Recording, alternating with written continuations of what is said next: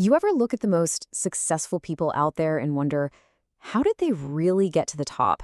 Is it all just about talent and hard work? Well, according to author Robert Greene, there's a secret playbook, a set of unspoken rules that have been steering the powerful for thousands of years. So let's just ask it straight up. Have you ever wondered how power really works? You know, behind all the polite smiles and the closed-door meetings? Well, one book claims to have found all those secret rules. But I gotta give you a heads up, they are probably not what you'd expect. In fact, they pretty much challenge everything we're taught about being fair, honest, and getting ahead on merit alone. Okay, so let's get into it. We are decoding Robert Greene's The 48 Laws of Power. And you can think of this book as a master guidebook. It basically distills 3,000 years of history. We're talking everyone from Machiavelli to Sun Tzu, down into 48 raw and pretty ruthless strategic laws. And just a quick but really important note before we dive any deeper. Our goal here is to explore these controversial ideas, to understand them. We're not endorsing them. We're just looking at this like a historical and strategic text to see what it can tell us about human nature and the dynamics of power. Let's kick things off with a classic scenario, one we've probably all dealt with, the whole dynamic between you and your boss. Greene actually dedicates his very first law to this relationship, and he calls it the master and you. And here it is. Law number 1, never outshine the master. The whole idea behind this is to always make the people above you feel comfortably superior. See, it's not about being the best. It's about making them feel like they are. So how does this actually work in the real world? Well, Greene lays out a few key moves. You gotta appear humble, you offer up some strategic flattery, and let's say you have a brilliant idea or a huge success. What do?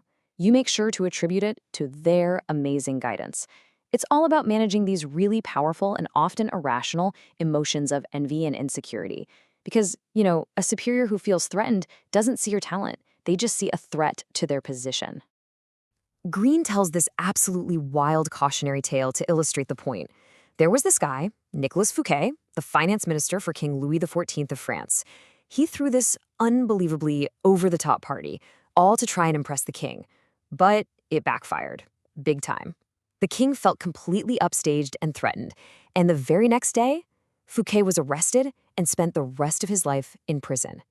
He didn't just impress the king, he cast a huge shadow on him, and it led to his complete ruin. So you can see how this just smashes into what we're normally told, right? Conventional wisdom says, show off your skills, your brilliance should be rewarded. But Greene's unconventional truth is that sometimes boosting your boss's ego will get you way further than just showing off. It's a game of psychology, not just performance. Because an insecure leader, well, that's one of the most dangerous things you can run into. All right, let's move on to the next law, and you'll see how these ideas start to connect. This one isn't about what you do, but about what you don't do. Specifically, what you don't say. It's all about the power of silence. Say less. That's the heart of law number 4. Always say less than necessary. Greene's argument is that the more you talk, the more likely it is you'll say something foolish or, reveal your plans. Brevity, on the other hand, that creates an aura of mystery and control.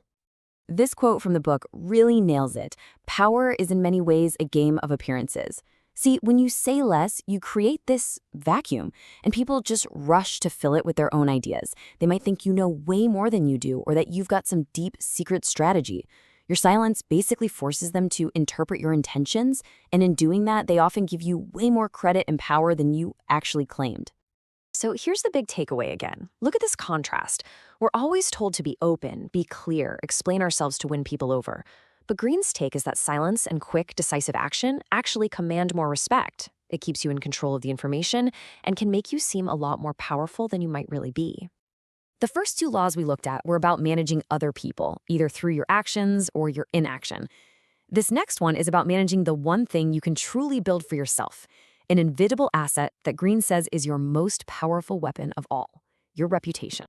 Okay, picture this. A tiny little army is defending a city. And then, on the horizon, they see a massive enemy force approaching. They are completely, hopelessly outnumbered. So what does their general do? Instead of preparing for a hopeless battle, he orders the city gates to be thrown wide open. Then he climbs up on top of the wall and just calmly starts playing an instrument. The only weapon he has in this moment? his reputation. This story is the perfect setup for law number 5. So much depends on reputation. Guard it with your life. Greene's whole point here is that a powerful reputation can actually do the hard work for you. It can scare off your enemies and win over your friends before you even say a single word. So what happened in the story? Well, the enemy general Sima Yi, he knew his opponent, General Leang, had this legendary reputation for being incredibly cunning and setting brilliant traps. So when he saw those open gates, he didn't see an easy victory. He saw a massive ambush. He got so freaked out by Liang's reputation alone that he ordered his entire army to turn around and retreat. Reputation won the battle without a single sword being lifted. And here we go again, another direct challenge to how we usually think. We believe that what you actually do is what matters most, right? Your achievements. But Greene's truth is that perception can be so much more powerful than reality. How people think of you becomes a filter. They see everything you do through the lens of your reputation. It basically becomes a force multiplier, a weapon all its own. So after looking at just these 3 laws, what's the big picture here? What's the thread connecting all of them? Well, it really all comes down to understanding that power is, for better or worse, a game. And to play that game, according to Greene, you need to focus on 3 core ideas. First, you have to master appearances. It's not just about what you do, it's about how it looks. Second, you control the narrative. You do that with your reputation, your words, and of course, your silence. And finally, you act strategically, not emotionally. Every single move has to be calculated. Which, of course, brings us to the final and kind of uncomfortable question. Is this book just a cynical guide to manipulation, something from a more brutal past? Or is it a necessary tool for understanding and navigating the hidden power games that are still being played all around us today? That's something you'll have to decide for yourself.